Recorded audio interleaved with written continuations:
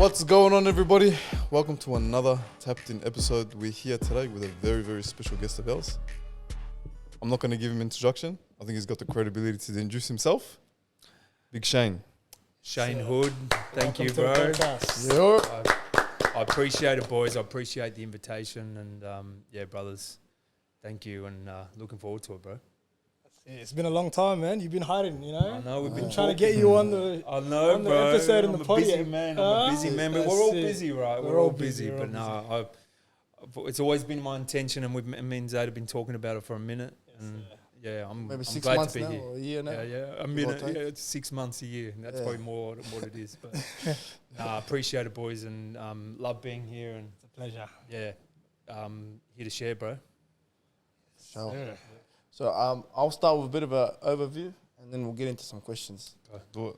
So we're joined by a social entrepreneur, a people's advocate, and someone using his own experiences to reshape how we approach youth justice and also personal development. He's the CEO of 16 Yards, he's the CEO of Wounds and Wisdom, and he's focused on turning pain into purpose and giving young people a real voice in the systems that often overlook them. So that's the real Shayne Hood. Thank you, brother. Thank you, brother. Yeah, definitely something I'm passionate about, and I feel like I'm joined by like-minded people in the room that share that same experience, and how important it is. It's so important to see people for their potential, rather than what we say a lot of at 16 yards. It's not what you've done; it's who you can become, and I think it's really important to live and breathe that. Thanks. And let's talk about your upbringing. So, what did 5-year-old Shayne look like going up to the man you are today? Well, bro, where do we start? It's a pretty, it's a big one. But a 5-year-old Shayne would have been, I don't know. I think I grew up in an environment where I thought everything was good until I was about 10 years old. But I learned that my life was very different very early on. My mum was a bit of a hustler, so she used to go around. We'll get right into it, boys. But she used to go around different churches, drag us around to different churches, and she'd hustle people for money. And I thought things were normal, like really normal. I see a lot of that. And but I kind of looked at my upbringing as normal around that, real weird. But then things started to change when I was a little bit older. My parents broke up, and then life got pretty wild. Should I just get into it? Yeah. Or do you want to go questions? Give the audience a little bit of a warm-up. Yeah, let's warm it in. When you ask a 5-year-old question, you can go into a complex life, brother. Like 100%. We'll start with a bit more lighter question, which is where did you grow up and what was your environment like? Okay. I grew up in the east, so in Croydon, on the border of Croydon and Ringwood. I think I looked at it as a pretty normal childhood. Like from the area, pretty normal. Running amok and, just having fun, like getting into a bit of trouble, just knocking over letterboxes. And but I think what was really a big deal for me was the East is very sort of Anglo. And I grew up being ethnic in that area. And if you were ethnic, you sort of had to hang around people that were anything but white. So you sort of grouped together to protect yourselves. And experienced a lot of racism. I know it sounds funny because people think Italian, like these days that you wouldn't get it. But, my nickname was like Dirty Wog, like really... really a lot. So I think that's what I always remember growing up, is just like feeling different. Because you grew up in a time where there was obviously that conflict with the WOG, I guess you could say, in the Anglo, and then there was a bit of conflict. And people didn't hang out together. Like you didn't. Racism was peak. It was peak. Yeah. Like you didn't. If you were in the East, you didn't see the Italians like hang out with the white boys. Like we'd call them skips, and you know what I mean. Like it wasn't really like that. And as time went on, like that just started to build and build. Where then we were kicking it with South Africans and Polynesian brothers, and then I guess that network kind of grew and built into gangs. But I think it started as protection. You know, in the East, you had to. You had to learn how to fight. You had to learn how to look after yourself, because you're a target a lot. Yeah. I think it's the most responsive thing to do, you know, when you're outcasted. I think if it's the right word to use, you tend to form with other people who share the same thing, you know. That's right. That's why it makes a lot of sense when you hear South African, Polynesian, and all these different cultures coming together, because maybe, you know, racism, as you said, was at its peak, you know. 100%. And everyone knew each other. Yeah. So, you know, my business partner, Steph, he grew up East. We didn't know each other. When he talks about his friends know my people. Everybody knows everybody. And it's because of that tight network. Like, if you weren't white, like, you know, and it's not I didn't hate white people or anything like that. I don't know if I loved them. Like, I had a couple of white friends, but like, I didn't, you were reminded of who you were. Just different times. 100%. Very different times. I think Australia's had different seasons, because every single time there's like a new ethnic group, they're targeted when they first arrive. So, you know, you had the like Italians, Europeans, and you had the Arab time where the Lebanese and, you know, Iraqis and stuff came. And the Turkish people had their time as well. The Vietnamese had their time. The Chinese had their time. The Africans now are kind of still kind of like lingering and having their time, you know? So I think it's kind of like how do I say it? It's kind of like a culture in a way, not in a bad way, but you know what I mean? It's kind of like, I think it's the unfamiliarity. Who's next to pick on, huh? Yeah, so like, you know, if we get like another batch of a random nationality, you know. They get targeted. Yeah, they'll probably get targeted, you know. 100%, bro. But I think, just to add to that, I think now is like, because times have changed now a lot. And we kind of know what to expect. So I think there's so many different things now, it's not really the same. Yeah. I feel like as a community, as Australians, we've kind of outgrew that mentality, which is a good thing. Yeah, I can tell you that now. Like, I don't feel that now. You know, I don't feel that now like I felt when I grew up. Like, I don't feel like if I walk into a shop, people are looking at me funny. When I was younger, I felt that. I mean, like, I looked like I was getting into trouble when I was younger. Like, you know, like I had a big rat tail and, you know, all of that kind of stuff. But I don't feel that now. No, I think things have changed, for sure. Do you think that it was more safe back then or less safe than it is now when it comes to those type of racial interactions? It's a good question, bro. I mean, I grew up in a space where you got that, like, you had racism, but then you had it really in your face. So when you went into the gang space, like, we fought actual skinheads, like with swastika tattoos and like dead set, like that's nuts. Like real skinheads, not performative. You know, because Romper Stomper was a movie back then that was like, I think 92, 93, and then all these white boys are like shaving their heads in our area, and like, and then they're getting real, and they were just like, let's get anybody that wasn't, and there wasn't like big amounts. It was like 15 in our area, but all of them had balls. You know what I mean? Like, so they would just be like targeting and like trying to find people when they're by themselves, and so I grew up with that, bro. Like a lot of that, like just very. Yeah, but to compare it to now, I don't know. I think it's just different. I think the conflict's different. I don't know if it's race, but the conflict is different.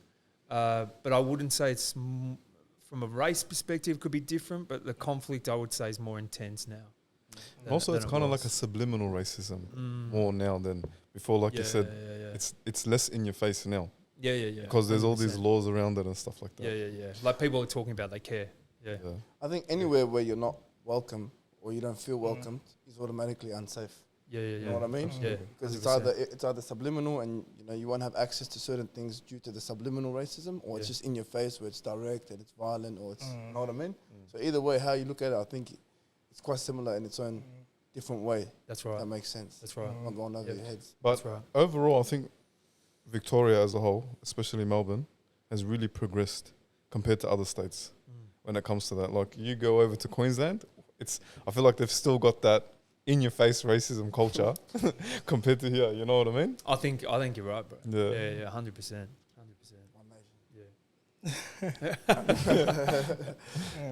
So we heard a little bit about you at 5 years old.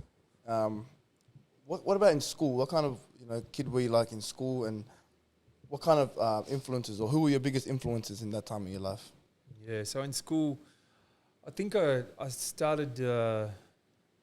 I had a lot of intensity in my home, like a lot of violence in my home. So, I talked about at 10 years old things changing. My mum met a really violent alcoholic partner, and he was very, very violent, and that was my home life. But I would say, at the start, I was trying to be a good kid. My sister was actually getting in trouble, and I was trying to be a good kid.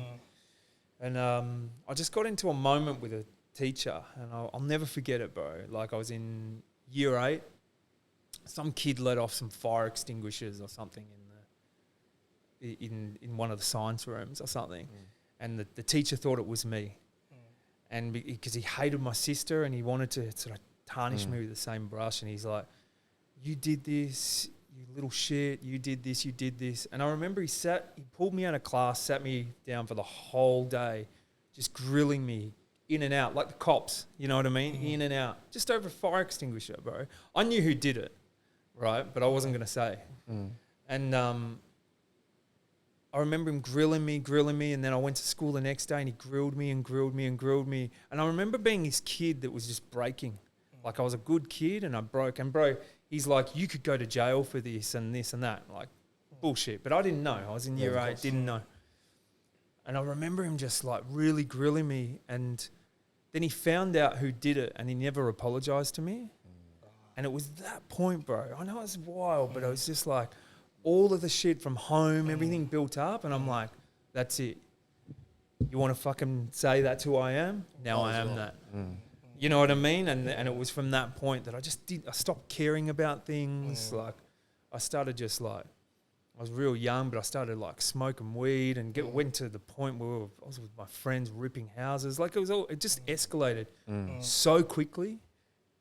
And I swear it was from that moment of trying to be a good kid and moving from there. And so school for me, bro, was like a big transition period. I went to Box Hill High, so it was like quite different ethnicities all through my school. So it was a bit different from my area. So it's quite a lot of Asian, a lot of Pacifica,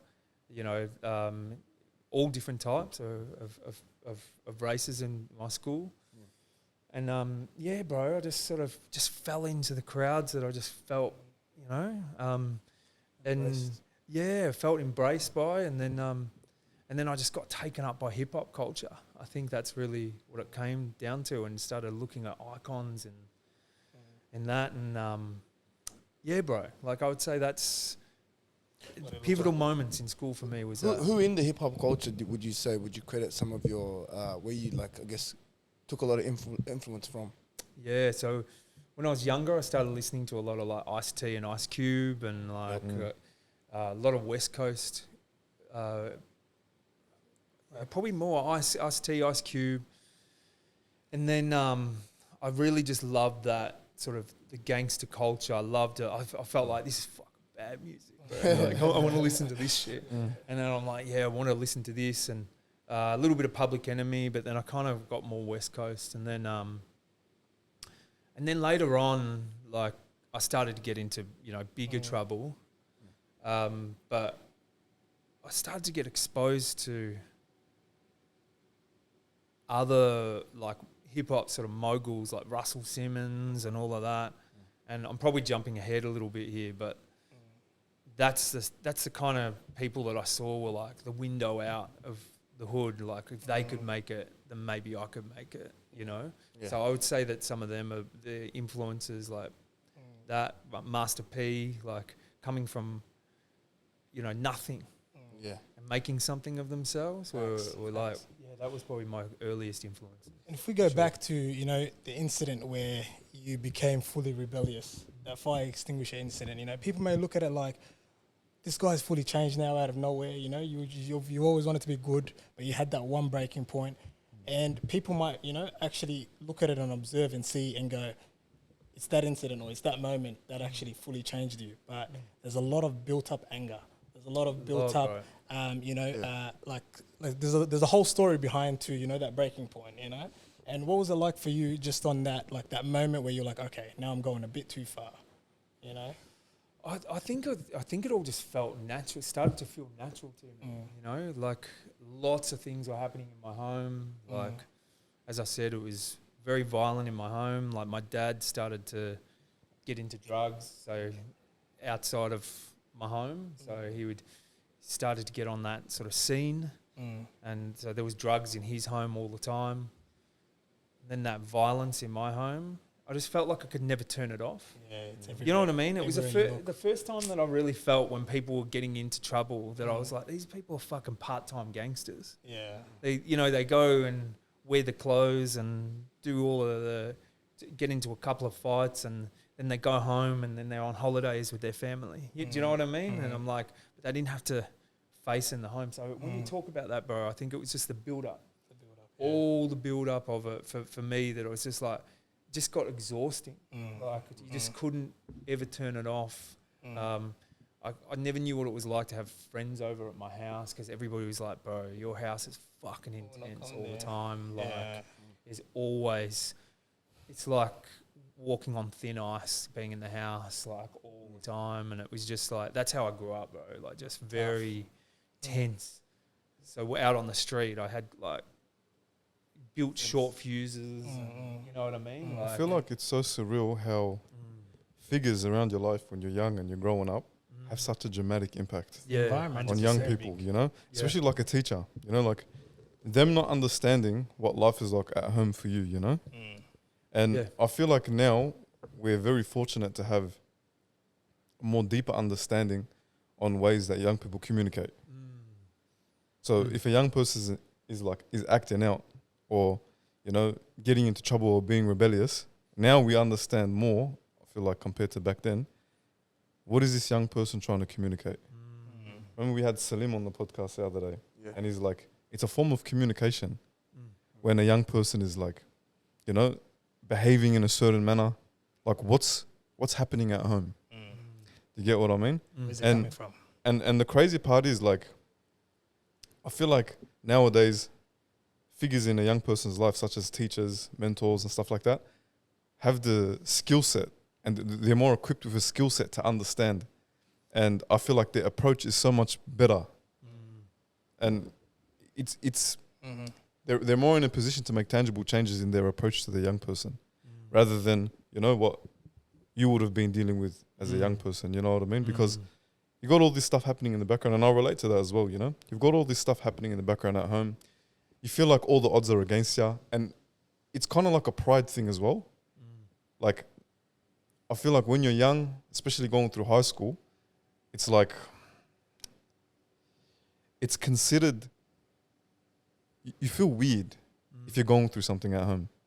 And you 100%. And you kind of shy away, because I remember, like, on a personal note, when I was in high school as well, like, my parents split up, and they considered us like family problems. Like, we were labeled as like the kids with the family problems. You get what I mean? I remember, like, the welfare coordinator or whatever would come and put me in a room and, like, give me like a Fanta can and stuff like that, and everybody would like peep, like, what's going on here, you know? And I'll try to like hide that. Because like, you kind of felt insecure about it. I hear you, bro. You get what I mean? You don't say shit. Like, That's I what I'm remember saying. just never saying, like, if someone went and asked me what was going on, are you okay, this or that? I'm not sure on that. There's not a chance, I would say. It's, bro, I'd lie to my own friends who didn't go to my house, and I'd be talking about how my life is peachy. But, like, as a kid, like, bro, like, I've got distinct memories of going to sleep, listening to my mother being beaten within an inch of her life in the next room, like, thuds on the wall, like, boom, crying and all that. I remember putting headphones on. You know what I mean? And trying to drown it out, because I just knew if you call the cops, they come over, they do nothing. they'd go, oh, cool. Back in the day, they used to just be like, cool off, mate. Women can be this and that. Cool off for the night. Just go get a motel. Yeah. No restraining order. He's back the next day. You know what I mean? Back, same thing. He's like, who called the fucking cops? Boom, boom, boom. You know what I mean? Like, so you just be like, nah, drown it out, and say nothing. And it was embarrassing, bro. You didn't want to say shit to your friends or anything like that, bro. Never. Another thing that you'd be affected by is wearing that mask for a certain amount of time. Like, you're at home, you see what's happening, and you put on this mask when you come out because you're trying to, like, put that under the cover through your emotions, through the way that you talk and communicate. And doing that for a certain amount of time definitely has an effect on when you do blow up, like your experience with your teacher. Yeah. You know what I mean? 100%. I always refer it back to an identity crisis, you know? 100%. Almost every episode I'll pretty much say it, you know what I mean? Yeah. Like wearing that mask for so long, you can only wear a mask for a certain amount of time before. That's right. It is what it is, you know? And also, you're battling, you know, like being around domestic violence and addiction and stuff like that. So from the outside lens, it's a fire extinguisher. But from the other truth, it's like a kind of boiling point. You're just trying to behave amidst all the stuff you're dealing with at home. You come to school where it's usually a place to get away from that. And it's just there's one little thing like that. So you know what? Take off that mask.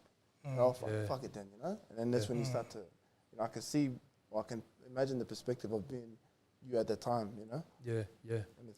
And like being accused for something you didn't do. That On that top of moment, that, or that place where you saw that as a safe space, which was probably the school, is now not that safe space anymore. It felt like, of course he did it. He's a hood. Yeah. He's like, that's his sister's Family. a piece of shit. His family's, of course he did it. Yeah. You know, and it was a guy that did it who, you know, like he was he got in trouble and all of that, but he's like, he wasn't like a real one or anything like that.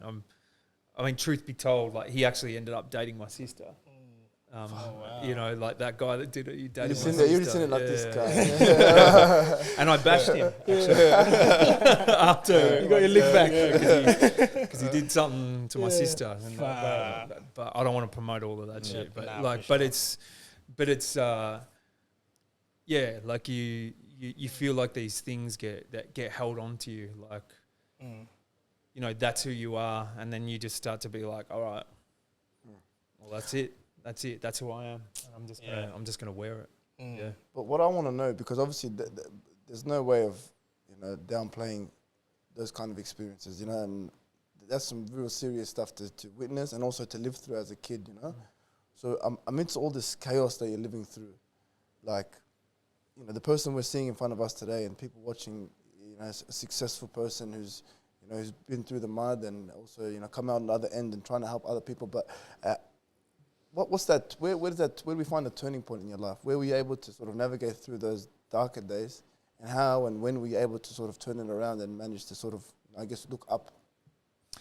Well, it was a long journey for me, you know, like even through success, I built myself outside of all of that. Like I followed a dream of the music industry. Like I followed that dream, and, you know, I went into, you know, I got into trouble, gangs, and did all of that kind of shit. But then I got into this dream of like doing something, and these people that were overseas that could do the same things, and I was like, fuck, maybe I could do the same thing. So I studied music business. I went into the music industry. You know, I always have this laugh that it's like huge amounts of hours for shit money, but everybody thinks you're rich, you know. They're like, so everyone in the hood's like, fucking killing it, bro. Yeah. Like, you know, and you're not, but you just look like it. Yeah. But I think the biggest thing for me, brother, is like I built this I don't know, like fake success, and then you go back to the hood, and it was the same thing all the time.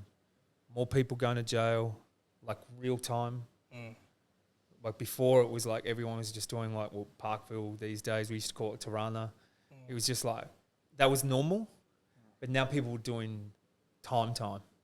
You know, like 10 years, 15 years, 20 years, friends killing each other.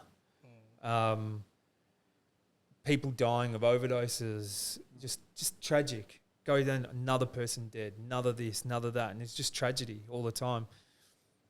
And I couldn't turn a blind eye to that. I was like feeling like I was living this fake success, but I wasn't giving to the space that was being harmed that I needed to give to. And one of the realizations that I had is, you know, I went into youth work and I did all of that, but one of the biggest realizations I had was there's a lot of potential lost in those areas. Nobody spoke about the potential. Everyone talked about what was wrong with people. Everyone talked about how do we fix it. And I just think you don't fix people. You raise the potential and you raise the bar and you raise the aspiration of people. So I think for me, the big turning point was seeing that needed to happen in my area and knowing that that's in so many areas. And the result of lack of building potential is devastation. Like it's death. It's generational devastation. I think you can put a stop to that. Like I really do. I think that building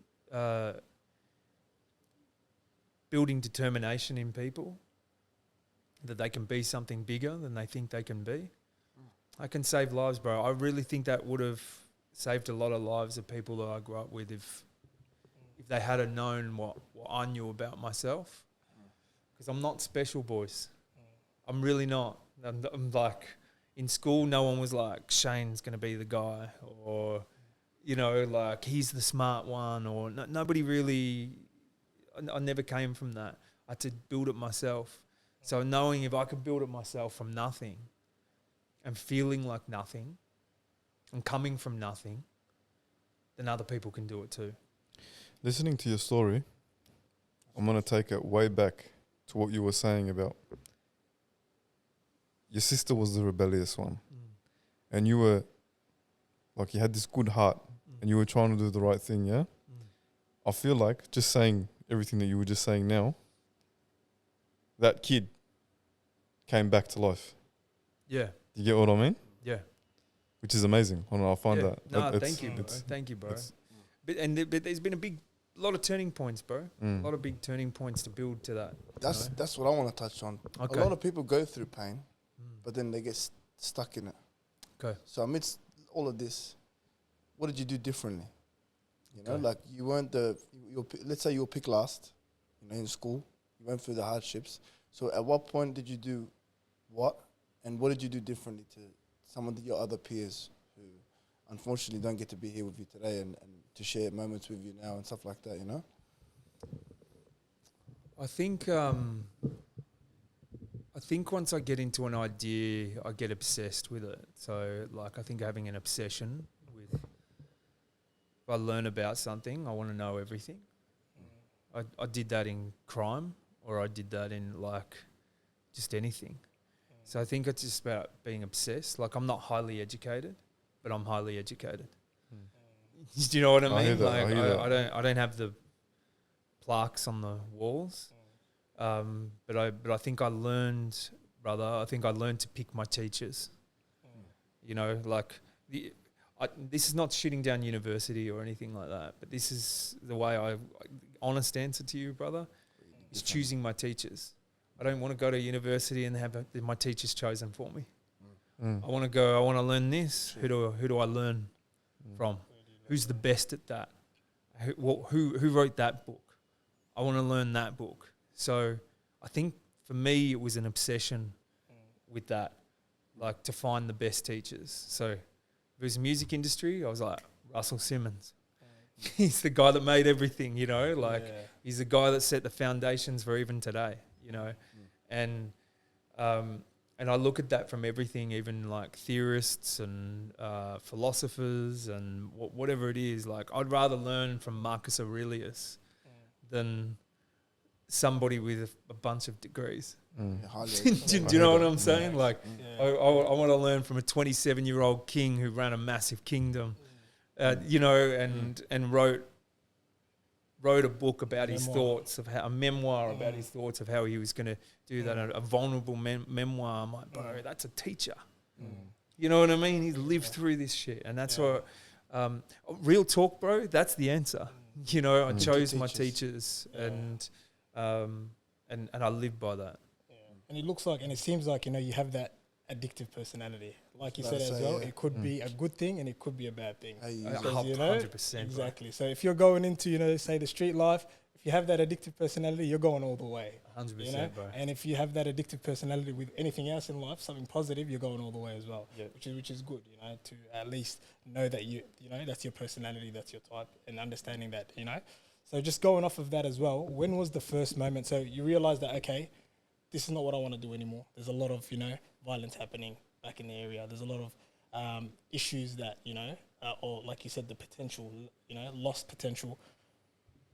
What did you start doing? So, bro, I think this is where I say it's a long road, bro. It was a long road. Like I went and studied. I went in the music industry. I never fit in anywhere, bro. Yeah. Like I'd go into the music industry and I just never fit in. And it was self not fitting in. People wanted to fuck with me, but I was just like, fuck, I'm not feeling this. I'm not feeling this. I didn't feel the people I'm around. You know, I'm like, I'd be around people. I'm like, you're not real, bro. Like, how you know, be backstage and they'd be like, you know, you see this fellow and his friends backstage and like some artist would give shit to his friend and he'd be like laughing with the artist. I'm like, that's your boy. Fuck that motherfucker. You know, how you gonna, do you know what I mean? Like, I'm just like, so to me, it was really finding myself in all of that. And bro, it was really hard. It was really hard. I went through my own kind of bouts with addiction. I never recognized them as addiction. Like addictive personality, like I couldn't go out and drink without absolutely going crazy. And then like when I'd go crazy, I'm like, all right, I want to get a bag. I want to do this, I want to do that, and just get fucking hammered, bro. So while I was learning all of these things, I know it sounds wild, but I was just like going on this pretty wild journey, bro. And I think it all, to answer like the big question, through that journey of like, you know, self-destruction and a lot of depression, a lot of like suicidal ideation and a lot of that, just came to a point where my whole life changed. My son was born. And when my son was born, I was still in that devastation. And I was about 7 months in. I'm going to get real talk with you boys. Like this is, you know, I feel comfortable. We're all tapped in as well. Yeah, for sure. So I was out one night, real boozy, coked up, and you know, like I don't know if you've ever like hit the drugs like pretty hard, where you start to get you start to do things against yourself. So like I drank, had heaps of coke, and went home and smoked weed. You know what I mean? Like you don't do coke and smoke weed, but I wanted to just like make myself feel like shit. Do you know what I mean? Like because I just self-sabotage and I was real fucked up, bro. And I was like not in a good headspace. And I remember just flicking around online, just trying to distract myself. And I found this personality test. And it was called like an IP personality test. I don't know what the fuck I was even doing, bro, but I answered 300 questions. I answered these 300 questions about this personality test. And because I was in a bad headspace, I just read the answers like, this confirms it. I'm a piece of shit. Like, I read the negative in everything, and I just was like, nah, I'm a piece of shit, I'm a piece of shit. And I put pen to paper, and I started writing a suicide note. The suicide note wasn't for anybody. I wasn't leaving it for anybody to read. There was no plan of leaving it. It was just like delusional fucked upness, you know? Yeah. So I started writing this suicide note. And I started writing all of how fucked up I am and all of how bad my life is and this and that. And I'm like, and even when I'm building this success, I fucking become nothing. I'm nobody. I'm this and that and blah, blah, blah. And I can't even help people. I can't even do this, can't even do that. And then I was just like, my whole life, I just feel like I'm being chased by this, felt like a demon. My whole life chased by this demon. And I had this really massive defining moment. You could call it God, you could call it, you know, whatever you would call it, but it was a massive defining moment, bro, where I was like, this demon's chasing me, and I look back and I started to write, and I was like,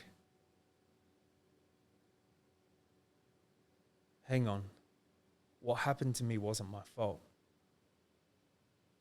This kid that all this stuff happened to, it wasn't his fault. I've punished this kid my entire life, and I'm punishing this kid now who's gone through all this devastation growing up, punishing him. And now I'm realizing that that kid needs to be loved, not hated. And I realized that it was never a monster chasing me my whole life. It was my inner kid chasing me, trying to get my attention, saying, help me, I'm here, I want to be helped. And I remember just feeling this, like, I just had tears running down my face, bro, like absolute tears running down my face. And I actually felt a pure love for myself for the first time in my life, like absolute and utter love. Wow. And from that day forward, it's me and that kid doing this work. I journal. Everything is to honour that kid. Everything's to honour the kid that went through all of this. Everything I do. And now it's like indestructible, no drugs, no alcohol, no anything. I'm clean as anything. I'm very proud to be that. And now everything, I was talking to the brother before, like living what you say. Like I truly live what I say, and I'm honest. You know, I'm honest in the development of that. But it is because of that moment, that massive defining moment. Yeah. That's powerful, man. That's powerful. I just want to say, bro, you have a very, very powerful story, bro, and everything that you've gone through, there's a purpose behind it. And I think you would probably know more than all of us that now you've found the reason that you had to go through all the stages that you went through, because what you went through, 100% not your fault, but also the power that it carries. And when other people hear that story, like I don't know about you, I sat with it for a bit, and 100%. Try and process it bit by bit, and it's very, very inspiring, So by no means should you ever, hold back from sharing that story, bro. It's got some serious weight behind it, but also just a reminder, bro. You being here is another reason to why all the positive things that happen for a lot of people, and some of the work you do is very impactful to a lot of young people as well, So I would call it a defining moment for sure, bro. I appreciate that, brother, and I think that's the thing, that if you can find that self-determination in yourself, you can believe it in anybody. And now that obsession is just that, the building of the self-determination, that it's like, it's a different story, boys. Like when you grow from clawing up, from hell, you become a different person when you come up, because you're a person of character. You're a person that's built that. And that's why I always think of when we talk about boys and the justice system, I'm like, man, if you crawl up from this, you piece by piece up from this, become a weapon. You have no idea who you're going to become. Like, because nobody's going to be able to have that kind of journey and that kind of character building that you will have when you claw up that. It's just, you've just got to, surround yourself with those right people to be able to do that. But have the self-belief in yourself. And it's, there's a thing, you surround yourself with fools, they'll bring the fool in you. You surround yourself with kings, they'll bring the king out in you. And brothers, I only hang around kings. Like I don't have fools in my life. None.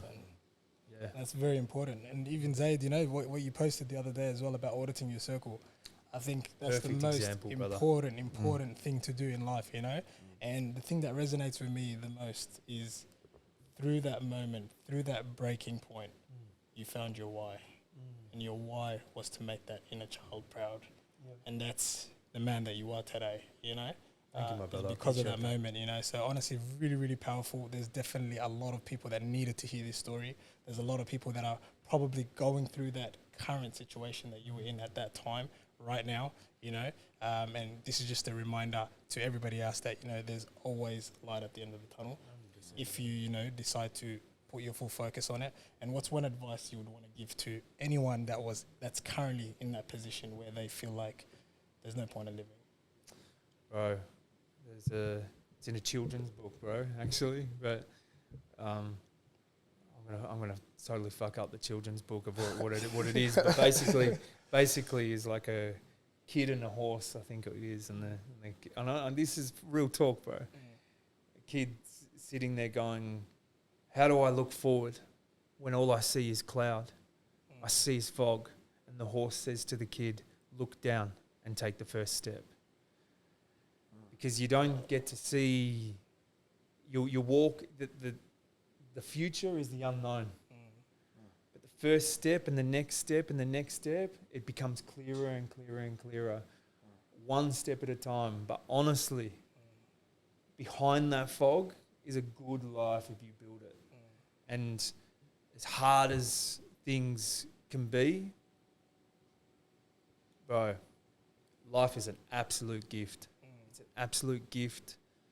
And, you know, coming from where I'm coming from and seeing it from the people I grew up with and seeing the beautiful lives that they've created from similar hardships to me, brother, like, there's nothing like it. So the advice would be, look down, take the first step. Like, don't just watch positive videos and this and that. Take the first step. Enjoy the journey, and you'll build the character from that. That's real talk. Facts. It's probably a lot of the reason why, for those who don't know, you know, the business that you have, which is also Wounds and Wisdom. Yep. So a lot of the story that I've, you know, been able to sit with you now and take in resonates with the name of that, you know. It's having the wounds and also, you know, translating that into wisdom. You know, so is there a way that people can read about your story more? Is there anything that we can put in a link at the bottom of the video's bio to sort of get in touch and have more conversation around that, or even just read more about the story of your amazing transformation? Yeah, you can read it. You can read my story it's online. I've got a website, shaynehood.com.au. A bit of my work is Wounds and Wisdom, which is woundsandwisdom.life. And of course, 16 Yards, which I'm very proud of, with the brothers, and your brother is part of it too, bro. That I co-run with Dr. Stephen Shepherd and an incredible team. Probably the proudest work is that, and I know we're going to come back and talk about that at a later date, but the proudest work is, I feel like feels like the crescendo. Is all of this is like the people I grew up with are like the people in my team, and I just feel like I don't know, there's power in unity. And I'm really learning a lot about that. But I think and where you can learn about that is 16yards.life. But yeah, I'm always an open book, and yeah, there's going to be more coming.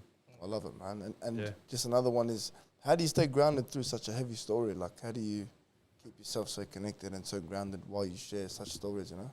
Truly inspiring, that's why I ask. Brother, I journal every day, every single day.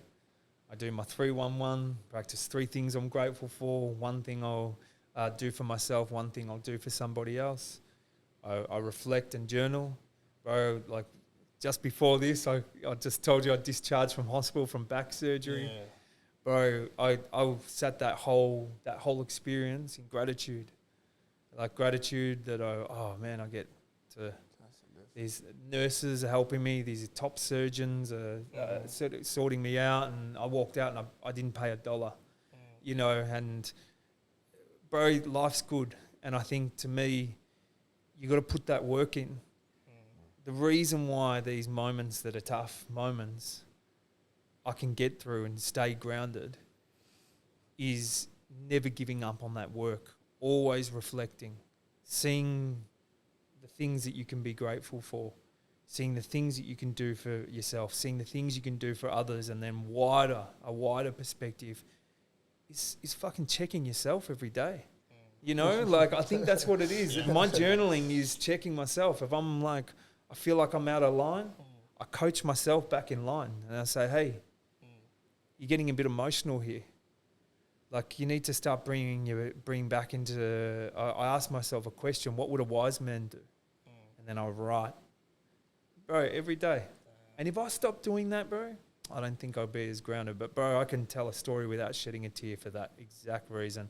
I feel it, but I feel the power in it now instead of the emotion. Emotion side. Yep. Wow. Yeah. I commend you for that highly, bro. And Thank you, brother. the takeaway I would take is, always stay reflecting on yourself, and it will give you strength to share such stories. You know what I mean? That's the power of Not journaling, easy, man. bro. Yeah, raw emotions, putting it down, pen to paper. Yeah, bro. Hectic. We just talked about Marcus Aurelius. Yes, We sir. talked about meditations. Meditations is just a journal, bro.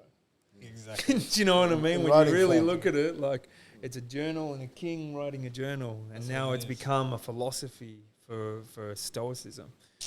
So there's power in journaling and self-reflection, especially when people are feeling they're a bit, like, we work in the crime space. It's why I fear nobody, bro. Is because if you haven't faced your own demons, you haven't really faced, like, anyone can, like, pull a gun, anybody can go bash somebody, anyone can go do that. But if I get you to go check your demons, you start getting scared.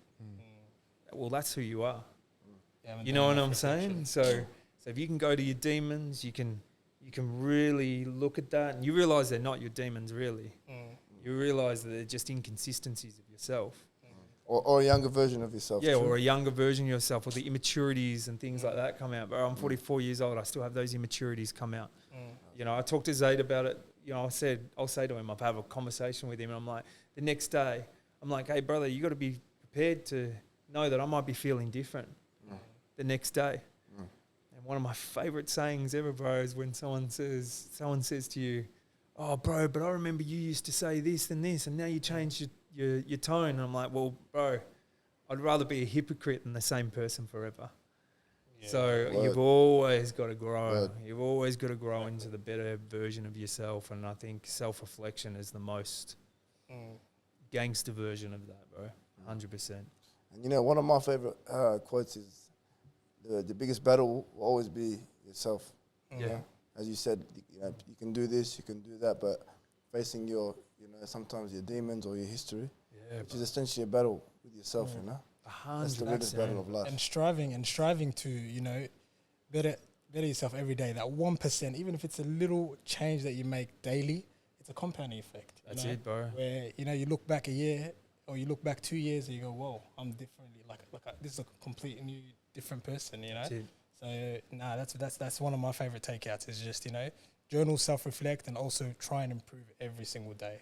Every single day. And the 3-1-1, that's hectic. I think that I got to start that. 100%. 3-1-1 is a good model, bro. I think the biggest takeaway for me personally is choosing your teachers. That's deep as, Yeah. Because once you get a feel of what field you want to go in, and then you start picking the right teachers to teach you, different ball game. 100%, Different bro. ball game. 100%. Like someone getting out of prison, 27 years. Go read about Mandela, bro. Mm. Do you know what I mean? You want to learn about a teacher. You know And what again, I'm not saying? coming at our education system or anything like that, but they do pick teachers for you. That's right. Based on a application that person's that teacher's put into the university, and maybe based on those plaques on the wall as well, but not from the experience. That's one thing that I salute about 16 Yards, is because I feel like you've got this wide network of the best teachers. So you've gone out and hand-selected teachers, you know what I mean, for the young people. And if they were to choose their teachers, they'd definitely choose their mentors as their teachers. I love that, brother. I love that. I love that. And I think you're very much right. Because I think our team, and I'm not trying to play humble cards that people like me and all of this, but I learn from my team every day, bro. Every day I'm learning. One of the, the teachers that you know, I've spoken to you boys in depth. Like, you boys have been my teachers in parts of my life as well, you know, and I, you know, because you learn from people, bro. You learn from the people in front of you, bro. Anybody. Like, exactly. I've picked up gems from the fish and chip shop owner. Do you know what I mean? Exactly. Like, you know, the Uber driver, the this and that. You find your teachers. Right. It's you know, there's wealth. Everybody. A friend of mine, Adam Drake, says this saying: "Everybody's a human library." You know, so you tap into that library, bro. Pretty fascinating, bro. Everyone's lived a different life, yeah. So just sitting down and just, you know, exposing yourself and just communicating. I feel like that's what we don't do much or enough nowadays. You know, just sit down and communicate. Because that communication is what you know. You can learn and pick up something straight off the bat. Yeah, 100%, man. Sure, bro. Usually we end our podcast by saying, you know, what's one advice? But bro, watch the whole episode, man. There's bare gems throughout the whole thing. Where do we start? Where do we end? We're just gonna have a field trip with this shit, bro. I think you boys explored my mind. I was kind of. Yeah. I'm like this. Aiden knows what my conversations are like all the time. Yeah, of course. Obviously, I'm blessed to have, you know, the opportunity to work alongside Shayne on a regular basis. But this episode is for the people who don't have that access, you know what I mean? And then to learn about who you are and what you do. And I think what we'll do, we'll put all the socials links in the bio. So if you do want to get in contact or you want to, you know more of, or, you know, just learn. As Shayne said, everyone learns from each other. So if you want to learn more, and I realize one thing about you, Shayne, we can't have the podcast setting because our conversations normally go hours and hours. So this little time frame doesn't do justice. Doesn't work, yeah. There's always more to the story. You know what I mean? 100%. 100%, man. But I think it's only right that we ask anyways, you know, what are you going to leave the people with? Just one sound advice, something that, you know, you hold dearly and personal that you want to share. Especially, can I add to that? Yeah. Coming out of troubled times, what's one solid advice you can give someone to take with them and hold strongly or apply as practice? Simple. Gratitude. Find the things to be grateful for. If life's shit, everything's shit, the day's shit, find the parts of the day that aren't. You had an anxious day and that air hits you in the face, you know, like in 10 seconds, you go, whoa, that feels good. Capture it. Like, learn and teach your mind to capture gratitude. It's probably one of the most powerful things to reshape your mind because you start to, it opens you up to different thinking. But challenge yourself with it. Even if it feels bullshit at the start, feels corny, cheesy, this, that, and the other. Bro, I got brothers in prison cells doing mad time, bro, practicing gratitude every day of their lives, and they've built good lives for themselves in prison. So if you're getting out of prison and out of troubled times, I'm telling you, gratitude, bro, gratitude. And it doesn't have to be big, small wins, something you read, laugh with your friend, you know, quote somebody dropped you, you read something to do with your faith that hit you differently that day. Whatever, if you eat a fucking delicious cookie, like whatever it is, capture the gratitude in life, because it's transformative, bro. It really is. Transform my life, bro. I live an incredible life now. I can't even tell you. I don't have troubles in my life. I've got problems, but they're good problems because of gratitude. So yeah, I'll start implementing the practice now. I'm grateful for you to bless us with your presence today, man. Sharing your story. It's heavy. It's not easy to do as well, you know. So thank you for that, bro. You know, welcome. We appreciate that. Tapped in appreciates that for sure, you know. So we definitely do. It's been an absolute pleasure. It's been an honor, you know, for you to share that story. I think there's a lot of people out there that are going to be. This is a pretty heavy episode, you know. I think we need to put a bit of a, you know, disclaimer at the start, you know, pretty hectic, but yeah, you're not ready for Shayne Hood, so if you're not ready, turn it over. I'm not ready for it, exactly, yeah. So if you guys want to know more about Shayne Hood and what he does, we haven't even touched on, you know, the business in 16 yards, which we will do, I think, in another episode. In a part 2, I reckon. In the part 2 version, for sure. Let's do that. But yeah, we'll put all these links in the description. Tapped In is absolutely grateful, and from now on, we will practice gratitude. But yeah, thank you very much, Shayne, for coming on, and it's been an absolute pleasure. tapped in is tapping out. Very welcome, and thank you, boys, and thank you for giving me the time and inviting me onto the podcast. And I love what you boys are doing. So thanks, man. Well overdue. Yeah. Ladies and gentlemen, Shayne Hood.